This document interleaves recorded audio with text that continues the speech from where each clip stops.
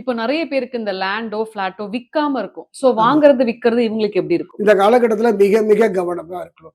ஏமாற்றப்படக்கூடிய சூழ்நிலை இருப்பதனால, ஒரு முறைக்கு இருமுறை யோசித்து, அந்த நில சம்பந்தமான பிரச்சனைகளை எல்லாம் கவனித்த பின்பே இடம் வாங்கலாம். அதே நேரத்துல சிலருக்கெல்லாம் நல்ல இடம் வாங்கி, அவங்க கட்டுவதற்கான வாய்ப்பு இருக்கு. கட்டிய மனை பாதியில் நின்றால் கட்டி முடிப்பதற்கான வாய்ப்பை செவ்வாய் தருவார்.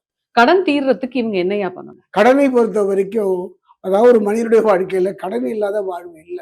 அந்த கடனினுடைய இன்னொரு பரிமாணம் தான் இஎம்ஐ. காரணம் என்னன்னா, இன்றைய காலகட்டத்தில இஎம்ஐ இல்லாத வாழ்வே இல்ல. காரணம் ஏதோ ஒரு விதம் தேவைதானே. ஒரு ஒரு வீடு, அந்த வீடு இஎம்ஐல போயிடுச்சுங்க. வாழ்க்கைய பொறுத்தவரைக்கும் இஎம்ஐ இல்லாத ஒரு செயல்பாடே இல்ல. ஒரு வண்டி வாகனம் வாங்குறதா இருந்தாலும் சரி, எது வாகனமா இருந்தாலும் சரி, அந்த இஎம்ஐல தான் வாங்குறோம். ஆனா, தகுதிக்கு தகுந்த இஎம்ஐ. வாங்கிய கடனை அடைப்பதற்கான வாய்ப்பு இருந்தால் மட்டுமே கடனை வாங்க வேண்டாம். என்னை பொறுத்தவரைக்கும் இந்த அர்த்தாசிரம சனிக்காலத்துல கடனால் கடுமையான பாதிப்பு வரக்கூடிய சூழ்நிலை இருப்பதால், வாங்கிய கடனை அடைக்க முடியாம சில போராட்டங்கள், சில இடம் விட்டு இடம் மாறுகிற சூழ்நிலை இருப்பதனால எச்சரிக்கையாக இருப்பது நல்லது. இந்த சனி பயிற்சியில தனுசு ராசி நேயர்கள் எந்த ஆலயம் போகலாம்? என்னை பொறுத்தவரைக்கும் தனுசு ராசிக்காரர்களை அன்றும் சரி, இன்றும் சரி சென்று நிற்க வேண்டிய ஒரே ஒரு ஆலயம் வீரபத்திரர்.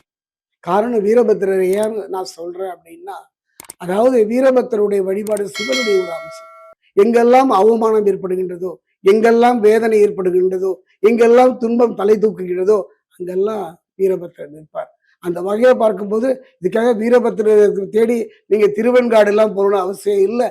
நம்ம மயிலை கபாலீஸ்வரர் கோலத்திலே வீரபத்திரர் இருக்கார். அருகிலே வீரபத்திரர் இருக்கிறார். சிலருக்கெல்லாம் வீரபத்திரர் குலதெய்வமாகவே இருக்கின்றார். அவர் பாதத்தை பிடித்துக் கொள்ளுங்கள். சனி பகவான் அர்த்தாசிரம சனி இல்லாமலே போய்விடும். இப்ப பொதுவா நீங்க இந்த சனி பயிற்சி பத்தி சொல்லும் போது எல்லா ராசிகளுக்கும் இந்த குலதெய்வ வழிபாடு கொஞ்சம் கவனமா பார்த்து பண்ணுங்கன்னு சொல்றீங்க இல்லையா? சில பேருக்கு குலதெய்வமே தெரியாது. நம்ம குலதெய்வமே தெரியல, கவலைப்படாதீங்க. என்னை நேரில் சந்தியுங்கள். நான் சோழி பிரசன்னத்தின் மூலமாக உங்கள் குலதெய்வம் எது என்பதை நான் பார்த்து சொல்கிறேன்.